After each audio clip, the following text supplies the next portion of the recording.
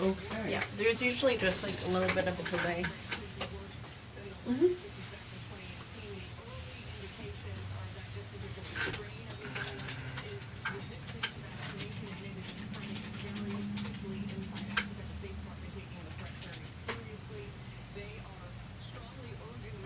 So you text me something here.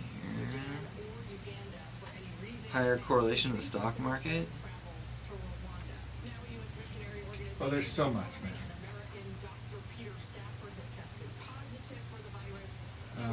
Let's see. Okay.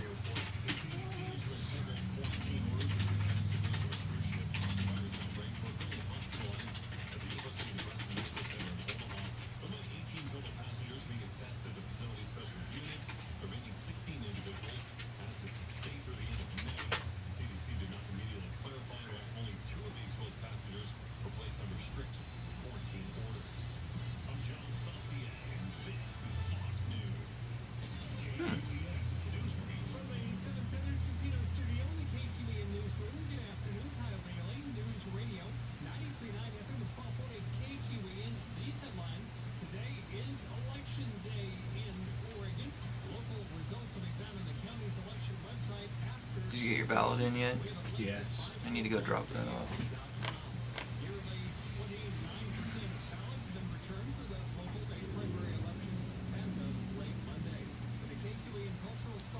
Did you feel confident in all of your votes? I confidently submitted them. That's something. The way that you put it in the mailbox was very confident. Provided it to my wife. She informs me that it's been taken care of, and I believe her. Mm. That or my ballot is somewhere in a trash can, and I just believe I voted.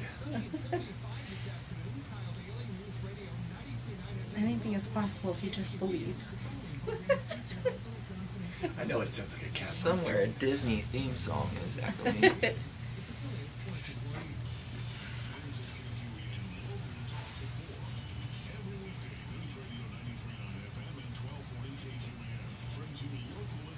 Did you get a haircut? Just not much. Just a little nibble. Oh. What's up, the little mouse up there? All right, gang, you know what time it is. It is time for the True Wealth Radio Show on this, the greatest Tuesday you've had all week. I'm your host, Dave Littlejohn, and in studio with me today, Matt Dixon, as usual. Yep, and Emma's not on the mic today. She is here, so feel free to taunt her. We certainly will. Okay, today I have a show that we probably should have done a long time ago. It's one that is probably going to be pretty evergreen, meaning you can grab this podcast, and if you're listening to this and it's a year from now, it's probably still relevant. Although the numbers will have sort of shifted around, and I'll be curious if my theory has played out, right? So if you're listening to this and it's future you, then this will be fun. Do you ever go back and actually listen to yourself just to be like, haha, I was right? So I don't do it for that reason. I've gone back and listened a little bit. What I've done is I've put a bunch of things into AI systems and gone back so I can see what topics have been covered before. Oh, please ask AI, like, what percentage of the time was I accurate? Because if it's more than 50%, you're basically a genius, right? As far as stocks go? Yeah, except for the part where I probably didn't make those kinds of predictions. So it's things like, I predict the sun's going to rise tomorrow, and it's like, he's a genius. So it'd actually be really funny to make a series of videos where you make tons of predictions that are so... What you do is you make a video of Easy both to get predictions, put them online, and you go back and only fish out the ones that were right. There you go. That's pretty much how Just the cheaters do it, I'm cherry-pick it. sure. Yeah. Oh, yeah, because nobody ever cherry picks data, right? Except for all of them. Oh, man, I love hyperbole. No, let's talk about this one. Matt, it's really bugging me. Okay. It's bugged me for a got long in your mind? time, but in this scenario, it's just time that we have a discussion about it. And the question is, what is the... I really want to say, like, what's the problem with bonds? We shouldn't start with that. It should be, what about bonds Is the problem? I've already sort of given this idea that I have a bit of a distaste for the asset class. That does not mean that I don't own them. They do serve a purpose.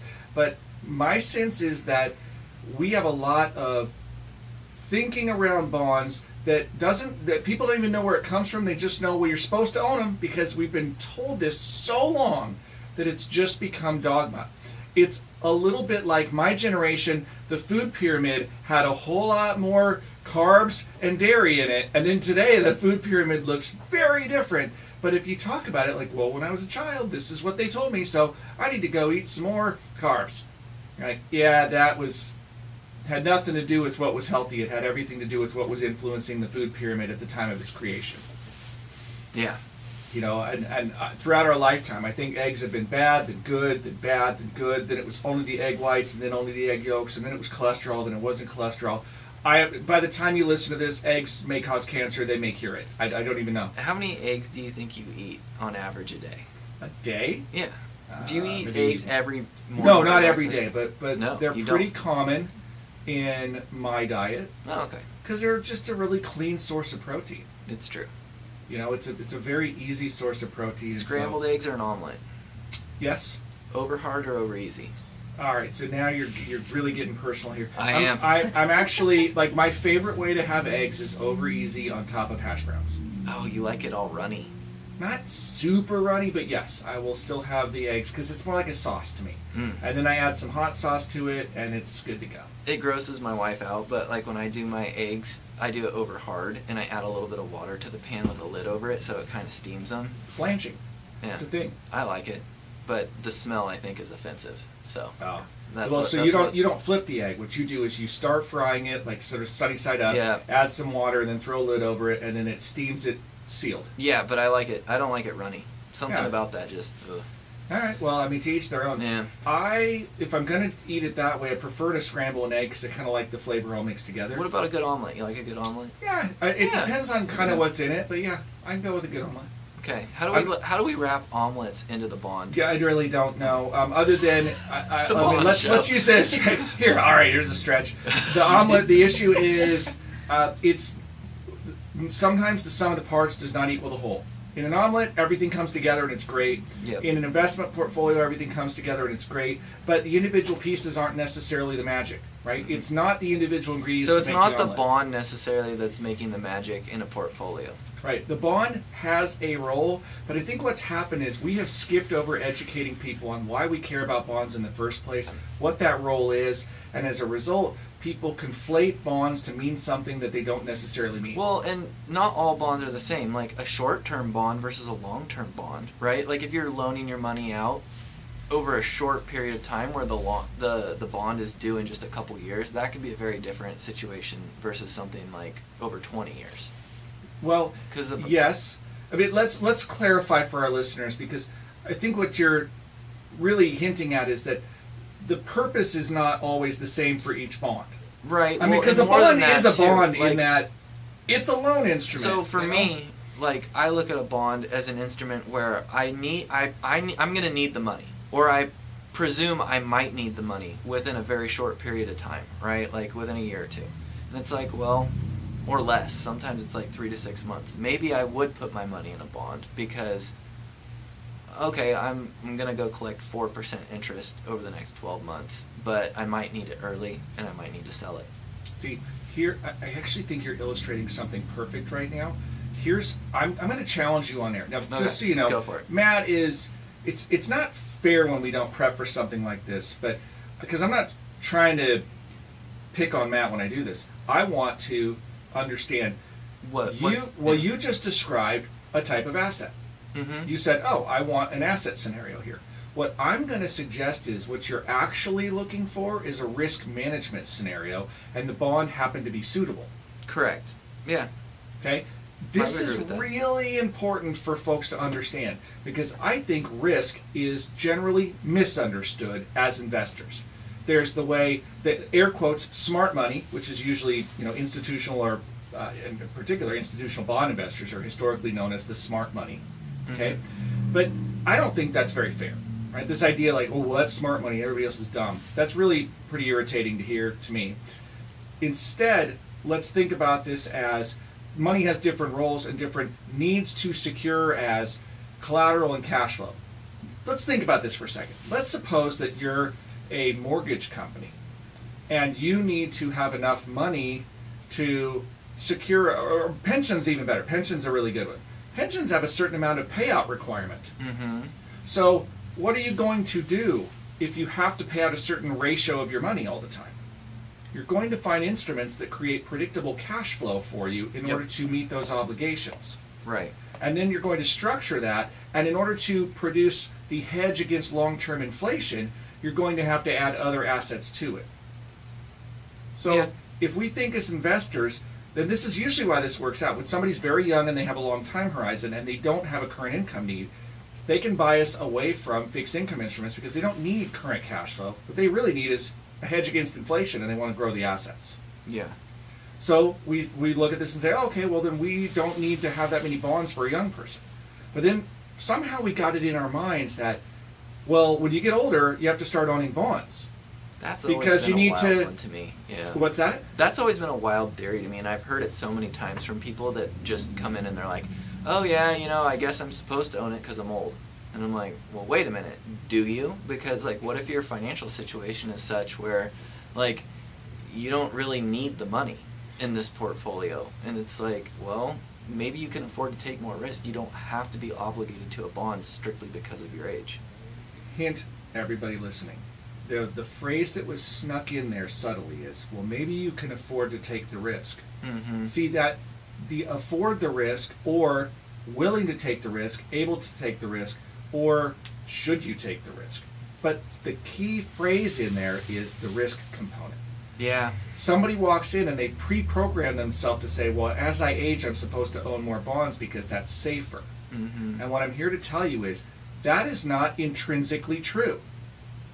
Bonds do not intrinsically imply safety.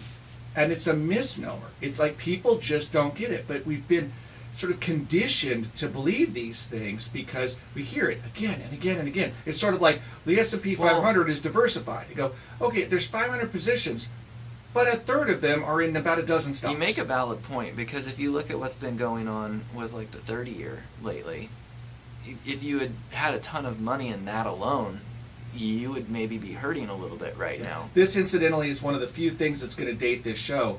It doesn't mean we're going to change because if you go back and listen to when we did this, you're going to say, oh, well, what was going on with the 30-year? Mm-hmm. And the 30-year bond you've seen the price has fallen. Yeah, a Okay, lot. The price has fallen a lot.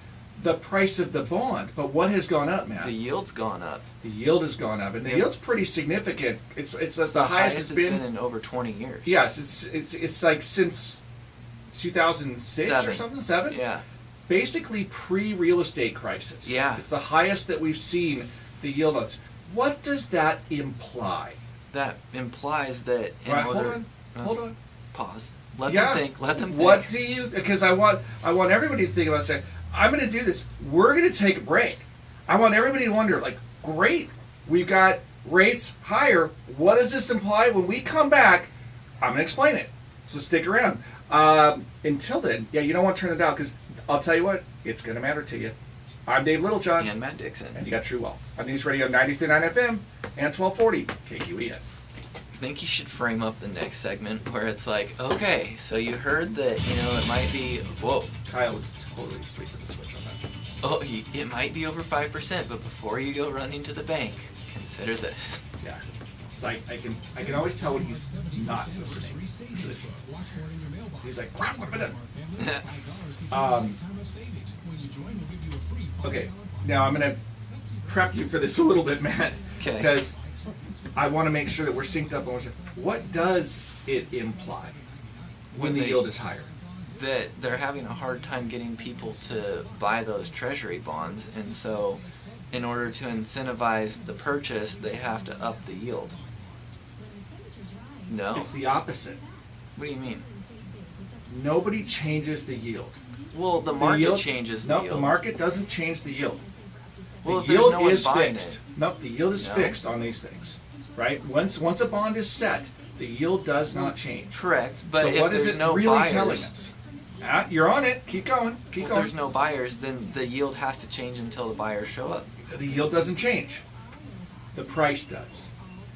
the price drops Well, the until price- yield is at parity with what the market prices risk at. Right? If a bond was issued today, if you were saying, you know what, I have to issue bonds today. For me to sell them, this is the current yield, and I publish So it. you're just selling it at a major discount, and Well, effectively the yield new is higher. bonds are full price. It makes the old bonds less attractive. So their price falls because why would you be willing to overpay for a lower yield?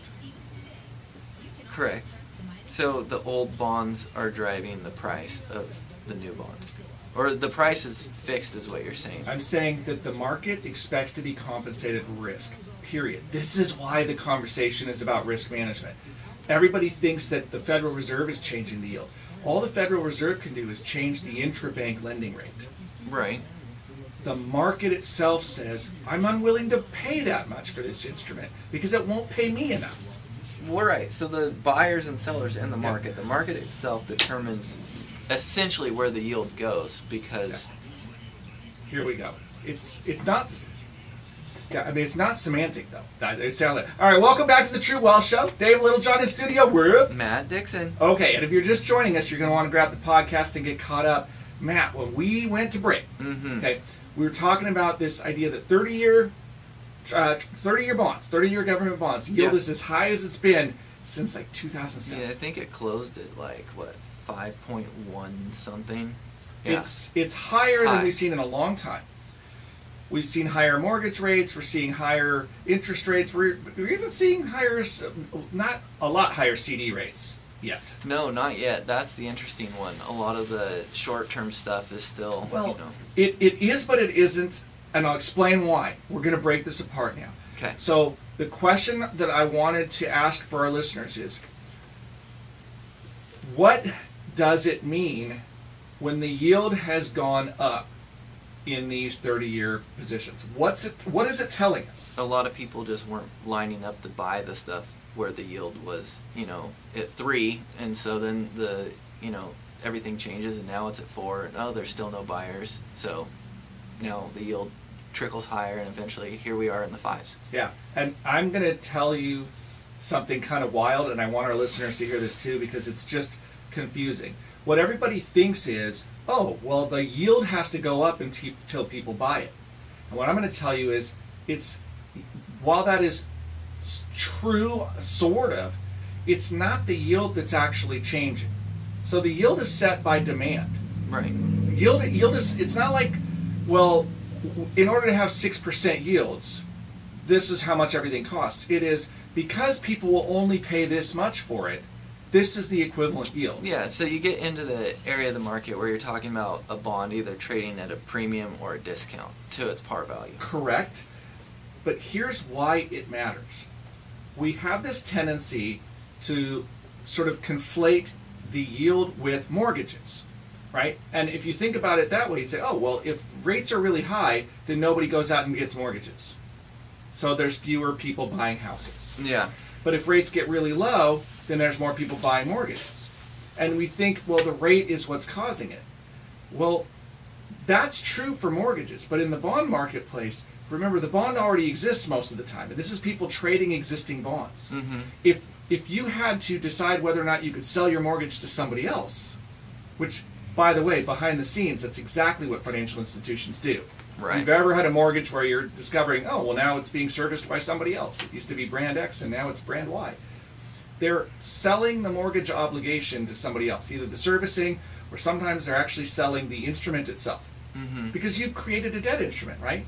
There's a house as collateral, you're paying interest. So somebody is going to buy this stream of income, which is you paying your mortgage. Yeah.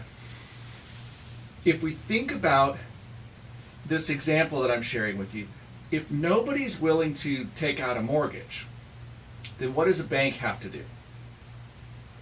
They have to lower the rate until someone shows Right, up. they take have a to make mortgage. it low enough to attract people to borrow. Mm-hmm.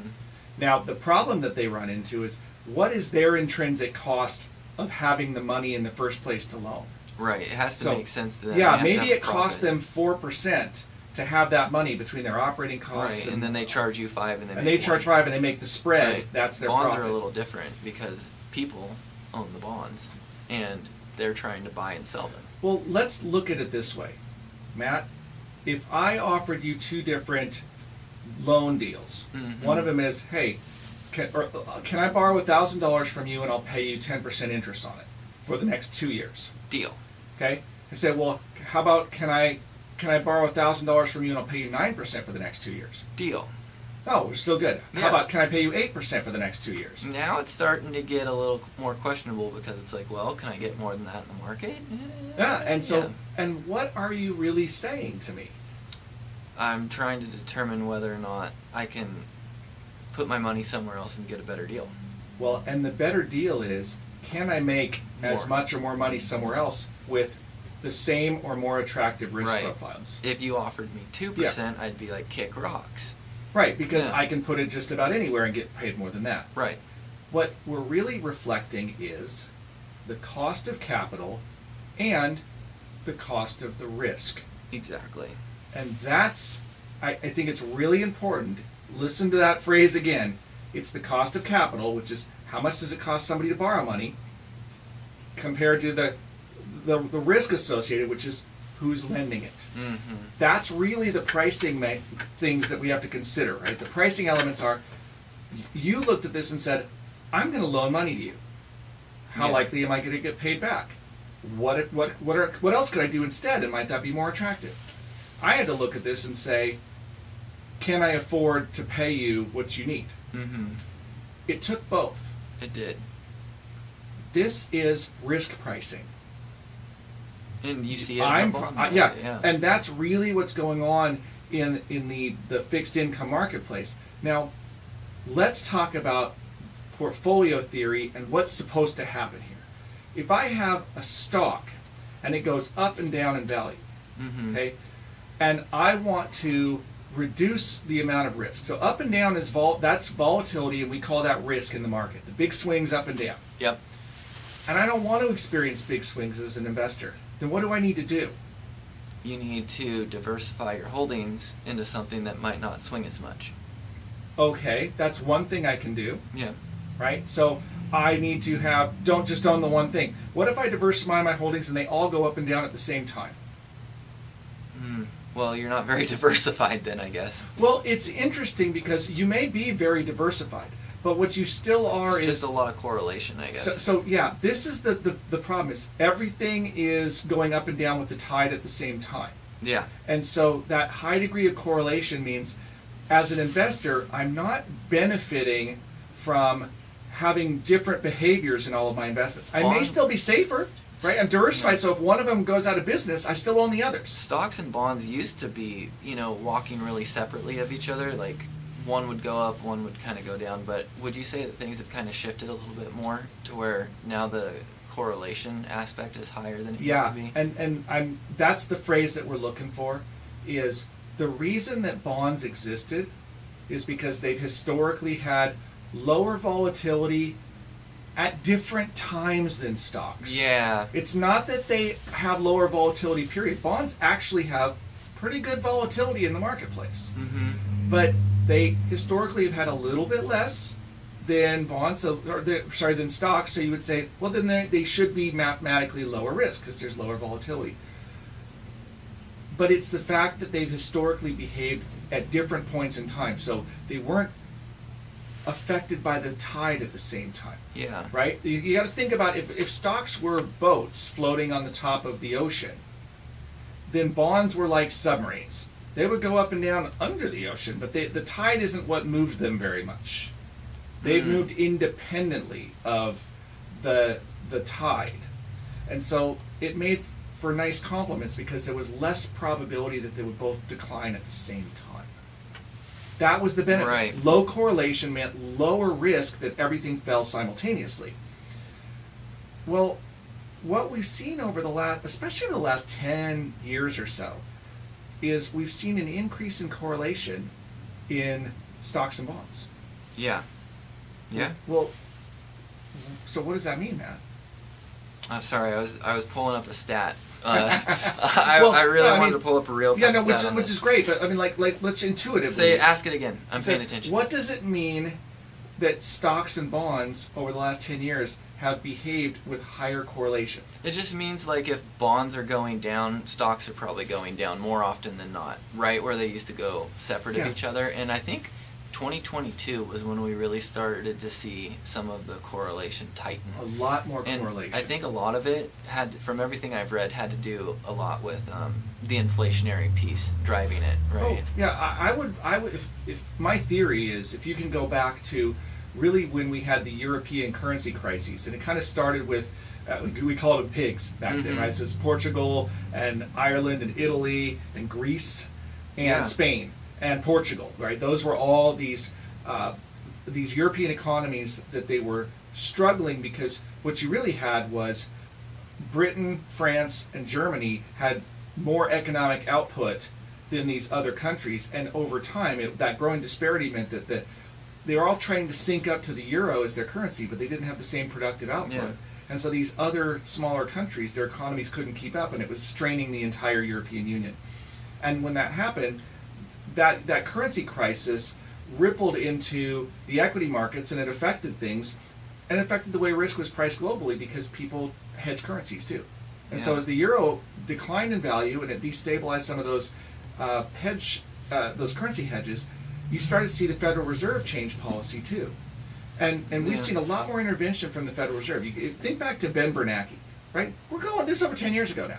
But when Ben Bernanke was the Fed chair, there was a joke. He said if he had to, he would throw money from helicopters into the streets in order to print enough money to keep Everything moving. the asset prices stable. He had to generate inflation because we couldn't have a deflationary environment. Yeah. So if you look at that scenario, ever since then, the cost of capital, remember that phrase, right? I said Mhm. earlier, the cost of capital was being affected by Federal Reserve policy. And so that influenced the way the market behaved. Now, it did pump up asset prices, which benefits the stock market over time. But it devalued the bonds at the same time. So now you had this change in the relationship of stocks and bonds Yeah. because you were changing the value of currency. And I think that's been going on ever since. The Federal Reserve's taken a lot more active role in the economy in the Bernanke years and forward. It'll be interesting to see how our new Fed chair handles things because we're kind of at this pivot point where inflation is obviously pesky, and here we see, bond rates doing what they're doing, and so he's going to have some interesting decisions to make. Yeah, I think every Fed chair has an interesting balance to This pull is just out. a really tough time, I think, for him to walk into this. You Yeah. know, like Powell's kind of exiting it. To me, it seems like the perfect point because honestly, it seems like he did a pretty good job up until this point. Like, I feel like, you know how everyone talks about a soft landing versus a kind of a hard landing in this, and he's managed through, the money printing phase and COVID and all this other stuff. Here we are. Things haven't looked that bad, and like. All things market return wise and like keeping things somewhat stable. Like I think he could have done a lot worse job. Well, it's interesting. I think there's some subjectivity to his performance, right? And I'm actually relatively aligned with what you're saying, but at the same time, I look at this and think, well, housing has been more expensive as a percentage of the average person's income than any point in modern history. Yep. That we have seen minimum wage have to go up materially. You're seeing Taco Bell hiring at $15 to $18 an hour. Yeah. It used to be half of that. So we're seeing some real significant changes in the value and purchasing power of our currency. And so what people are getting paid versus what they can afford has really changed. Yeah. So there's been a lot of inflation. I mean, particularly in the housing market. I don't think fuel prices are a good shot right now. I think that, we've got other geopolitical issues that are destabilizing that. But housing's a big one. And then I think energy is a really big one. Yeah. We look at the cost that you pay your power bill. You're not using more kilowatt hours significantly than you were 5 years ago, but your power bill is probably double. Mm-hmm. Right? Well, that's inflation, is what that is. And so if the Fed had a dual mandate of full employment and maintaining inflation at approximately 2%, we exceeded 2% Oh, big time. pretty significantly. Yeah. And so, that's where it's like, well, I don't know how we frame that one up, but it's Yeah. also hard because everybody will say, well, we went through a pandemic. I said, well, we did. Yeah. This is the closest to when I told you so that you get on the air.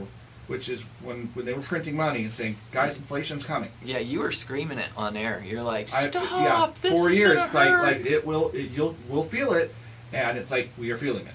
And Yeah. that's when I could go back and pull them out and say, I remember it vividly because you said it so many times. You're like, this is not going to end well. This is not what you think. You feel like it feels good today. You're going to be mad tomorrow. Mm-hmm. So, anyway, that's where we arrived at. I'm looking at the clock. I'm amazed how quickly it's going. But So when we get back from this break, I want you to talk a little bit about how, historically, when the yields kind of are higher, what happens with the flow of money in equities. So keep that in mind. I'm going to pry you a little bit on this one because I saw some interesting stats that you might want to hear. all right, so we'll look into those and more. Again, the bond markets hint at behaviors, and what we're going to try to do is play detective. Stick around. We'll be right back. I'm Dave Littlejohn, Yeah, Matt Dixon. and you got True Wealth on News Radio 93.9 FM and 1240 KQEN. Okay. The answer is more surprising than you might think. I was looking at stats to try and bring this up because historically you see money rush out of equities and into the bond market, right? Not so much. Now it's going into the really short-term treasuries. Well, so people are cramming a ton of money in the 30-year, but they're getting just butchered on the way down because, you saw the graph, like it keeps moving lower and lower. But the money actually isn't flowing out of equities. That's the interesting thing. Like by the numbers, people are actually continuing to pump money into the equities market. So they're doing both at the same time. And it's just the people that are buying the bonds are actually kind of getting smoked. Which I wouldn't have guessed. I figured there would have been a sell-off in equities. So here's the thing that has become more, I'm not going to call it apparent, because there's nothing apparent about this, but it's relevant, and that is, I don't think we track well how leverage works in the banking system. The idea that an expanding money supply it's not that it's exponential, but as money supply expands, it gives room to expand even more. Uh-huh. And you can prop things up on things like leverage. So we don't think about the cost of borrowing on margin, Mm-hmm. but if you can control a block of money with margin and your stock secures it, and then your stock value goes up, your margin goes up, which means that you can now secure more stocks, which if those stocks go up, will expand your margin. Mm-hmm. And the interesting thing is you can ladder a purchase. You don't have to buy big blocks of stock to drive the price higher. If I already own 100 shares of something at $10 a share, but I can get 101 shares, I could buy the next share at $12. My previous 100 shares are now worth $12 each. I just got a 20% return on one transaction being 20% higher. But that means that I've expanded my ability to borrow by 20%. Mm-hmm.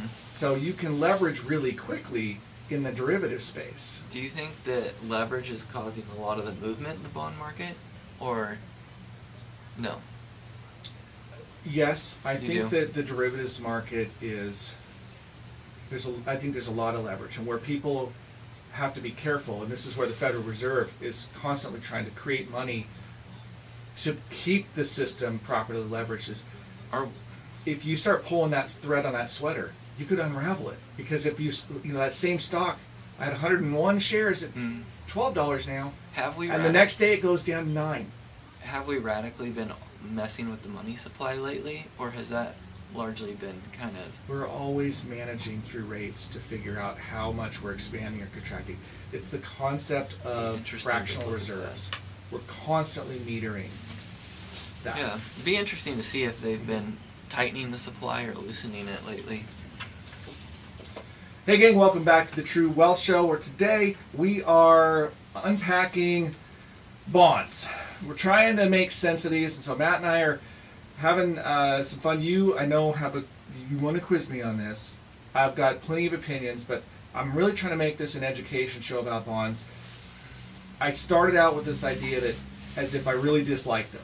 It's actually not the case. What I dislike about bonds. Is like a reliance upon them as Well, like a soul? misunderstanding, right? Okay. It's any time that somebody sort of makes a statement it'd be like if some dumb one, like, moon's made of cheese. It's like, well, there is a moon, but it's not made of cheese. How do right? you know?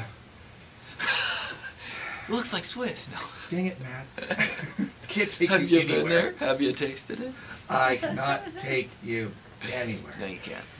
I know because we laser the moon. How about that? Okay. What's your question? I was just curious, you know. Typically you hear about the bond market is doing this, that, or the other. It's because equities, there's a sell-off in equities and people are taking that money and then investing in bonds. Would you say that you think that that's really the case this time around, or do you think that we really haven't seen it that way? Define this time around. I mean, with the, yields going higher, do you think that it's do you think that people have been selling off equities in order to go buy bonds? That doesn't intuitively make sense to me because with yields rising, it suggests that there's not demand in the marketplace. So, absent demand, the price is falling. Right. So if you had people running into that environment, I would think that the prices would be going up and yields would decline because of demand. So it doesn't ring true to me that people are running there because of yield. It suggests to me that the yield is going higher because nobody is running there. Well, at a certain point, I guess I should have said, at a certain point, people start to run there because the yields are super high, right? Like if 5 goes to 7 or to 8, or even back to like what it was in the 70s or late or early 80s when it was 12 or 13. I think it even got higher than that. It did in some cases. Like, yes. I mean, if it jumped magically in the next couple weeks to 13%, you'd be loading up, right, on bonds. There would definitely be, it'd be attractive Right. at that point. So, Provided that we don't have a backdrop that becomes hyperinflationary, meaning that we lose control of the currency entirely and it just becomes exotic, right? So, Yeah. Rates at 13 seem great until they go to 40. yeah, But at that point, I would suggest we actually have a structural collapse in our currency. right. So, but if we saw 13, 14, 15% in government treasuries, without giving investment advice when I say this, if those numbers showed up, it would be tempting to go ahead and take the risk of buying them because on a risk reward basis, your game changes from how much am I going to get paid if it goes higher to if it doesn't collapse, I'm going to get paid great. If it does collapse, my money was worthless anyway. So it was kind of the risk started to make sense at that level. Because you have to consider that your money becomes worthless at some point, so it doesn't matter where you put it. Yeah. So I think at those levels, provided that the currency ultimately was stabilized, it would work out pretty well. And it was kind of a setup question because I was looking at the stats and it appears as if there isn't a huge move yet to go buy bonds at 5-something%. Well, sure. Let's frame it this way so our listeners can understand it. Hey, Matt, will you loan me money for the next 30 years at 5% with everything that you see going on in the world right now? I mean, personally, no, I wouldn't. Why not? I mean, the market's been averaging 10 to 12%, so it's like, do I want half the return? The answer is because if I have to wait 30 years to get paid back, I'm going to make a crap ton more money anywhere but there. Right. Right? Yeah. I mean, like, I don't want to give up control of my money for 30 years for only 5%. Yeah. The only people that are doing that are people that are managing the yield curve because they have pensions or something where they have to have consistent payouts. But it doesn't make sense right now when you can get 7% in the high yield markets on a 2-year payback. Yeah. Like, well, for a little bit more risk and not significantly more default risk, why don't I just get paid without tying my money up that long? Right. So it looks to me like risk is mispriced in the marketplace right now. So you look at this as kind of almost a normal move because Well, if maybe 5% not normal, still but doesn't seem attractive to you, most people will still look at this and be like, still not interested. yeah, it's an explainable move. Mm. Like normal's probably the wrong terminology in my world. I Okay. wouldn't call this normal. I would simply say that it does, the data fits the behavior pattern. Yeah. You know, Okay. I look at it and say, we have a government that is at war with itself. There are two material factions right now, and they're not partisan in the sense of like left or right, more so than global versus national. And you kind of see this play out in other ways too. And this is not the show to really debate that, but the globalist idea of let's get all of the countries sort of generally aligned and unify currency and legal systems and march down that path together versus the nationalist side, which is, nope, everybody's sovereign to do what they feel is best for their citizenry, and the duty of the country is to the immediate citizens rather than to the entire globe. Those are philosophical differences. We're not going to solve those on this show today. What But- can we solve? Well, we can just talk about this stuff. I don't know how much we can. I can tell you what I we want you to solve. solve it right now. Here's the solve. We get to work with people one at a time and help them navigate the gauntlet that is their financial system, improve their own decisions so that they are positioned to survive this. I'm not going to go and change the world a country at a time. We're going to change the world one investor at a time. Okay. So what would your biggest message be to the investor that is, say, like in that phase where they're retiring or getting close to retiring, and they're looking at their portfolio and they're like, man, you know, I'm 50% in bonds.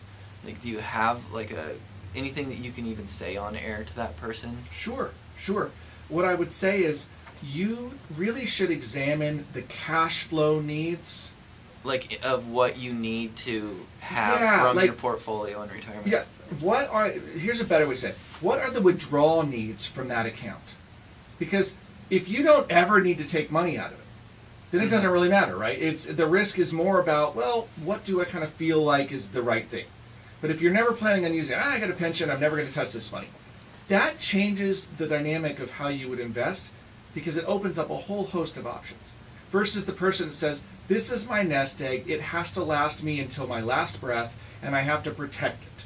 Mm-hmm. Okay? You have a different need set. And so you address it that way. You address it by saying, what is your income need? And then we have to do some actuarial work that's not super fun, but it's like, how long are you going to keep breathing? Right? Because we got to do that math a little bit. And then we got to build a little cushion and to say, like, well, what if you make it longer than that? Yeah. What if something goes a little wrong? We need to kind of build some cushion. It in. really is crazy, you know, looking at life expectancy, how much that can change a plan and the investment strategy. Like, if you're For like, sure. hey, I haven't been healthy in 20 years and I'm going to croak at 65, versus the person that comes in and they're like, yeah, everyone in my family lives over 100. It's like, wow, you know, maybe we need to. Well, these are relevant factors. Yeah. And so I look at this and say, what you need to figure out is how much of a withdrawal does this portfolio need to support? And then you reverse engineer to that. And then you talk about your comfort zone with risk, meaning how much volatility can you endure without flipping out? Some Mhm. people can't see changes on their statement. They'll panic and then they'll short circuit the decisions. So it needs to be engineered. Did you ever think of yourself as an engineer? Oh yeah. Mm-hmm. I could get way too into things. Like I have to design all the things. No, this is just personalized problem solving but the engineering units are monetary. You know, some people have to build bridges so that they don't collapse when cars drive over them. We're building a bridge that Yeah, just gets or you you know, from building a house with trusses that don't collapse. Okay, those all matter. You don't want the second floor of your house to be in the first floor of your house. Well, Unless the first floor is a swimming pool, that could be a pretty epic collapse. so when Matt used to work for me, I really liked it.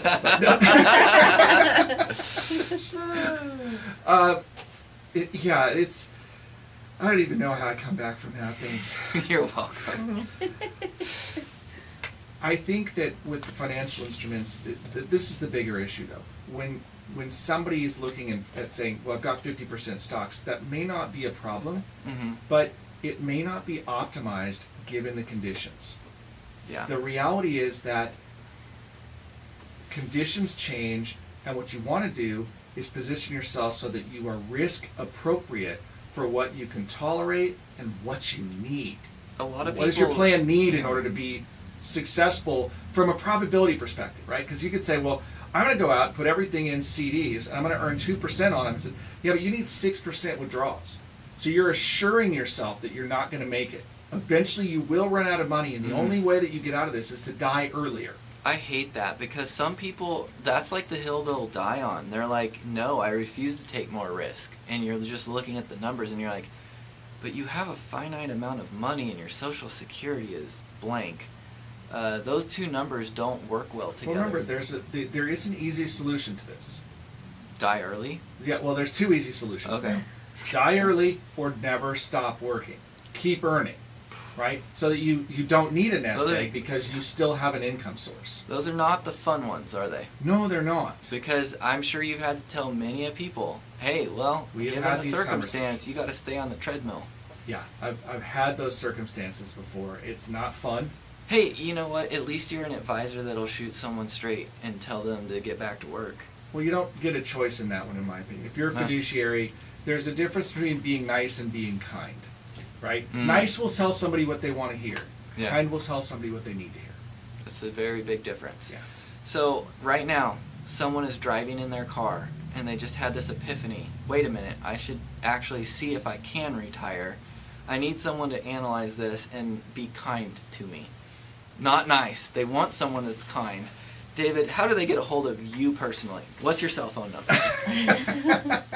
541. Yeah, starts with 541. 375. Yeah, then you're going to talk to Emma at 3750898, and she's going to figure out a time for us to get on the calendar and work it out. There's a gorgeous sign if you're driving down Harvard. We do have a new sign. Yeah, you can just like pull a U-turn, flip it around, jump the grass right into the parking lot. There's actually a much easier way to get in. You could just How do you do that? drive through the driveway. Do that too.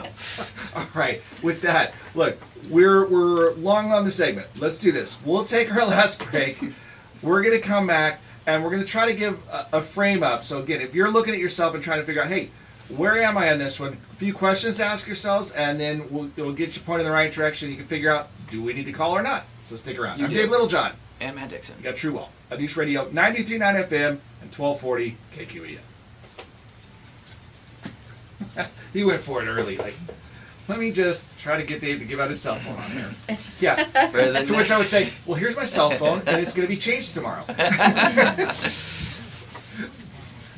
What people don't know is I've been tempted to take my cell phone and turn it into one of the lines at the office and get a new cell phone number. Okay, for the next 10 minutes, you're going to be like one of the HSN people from the Home Shopping Network, where it's like, all right, you're not going to believe this, but $39.95 just got slashed to $19.99, and you get, instead of just one consultation with us, you get two. Two consultations for the price of one. Wait a minute, $19.99. Matthew Dixon. It's out. What it's are you free. doing? It is 100% free if you call right now. The phone number is 541-375-0898. Wait a minute, you didn't have your phone out. Get your phone out. It is 541-375-0898. Two free consultations. Yeah. A $39.99 value. Like, yeah. He just came back from paternity leave. He's lonely. Please fill his calendar. Oh my gosh. I'm surprised your uncle's not listening today. Well, he maybe doesn't realize we're back to live. We probably have at least one person. And me. Two. All right. No. It's just me. Just you. You're chatting yourself. I'm just, yeah.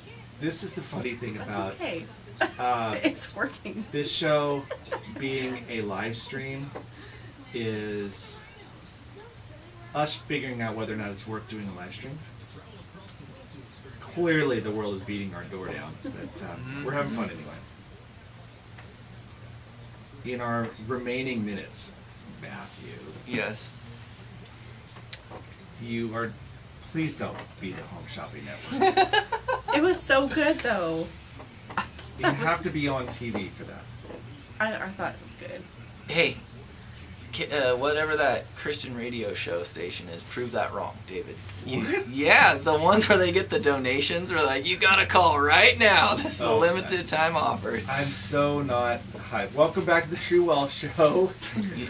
Dave Littlejohn in studio with Matt Dixon. And Where you're about to get sold. it's so funny because I've always resisted that on the show. I know you have. Making the offer is fun, but to me this is. Aren't you seeing what I'm doing here? I'm painting you as the good guy, and I'm the villain. Are you not seeing? You're not the villain. Oh, You know, because otherwise we can't be on the same team. oh dang.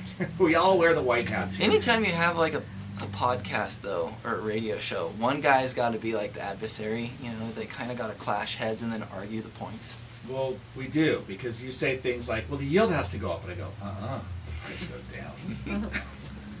It's going up to the moon. All right. Well, look, I promised our listeners that I was going to give just a few key questions that one should be asking. And these are sort of the questions that you would get asked by any planner if you were trying to figure out, hey, I need to retire and how much am I going to need and so forth. It's somewhere people got it in their mind that working with a financial person means the first thing you're going to do is they're going to make you show them a budget. Let me just go on record as saying that is one of the least interesting things to me.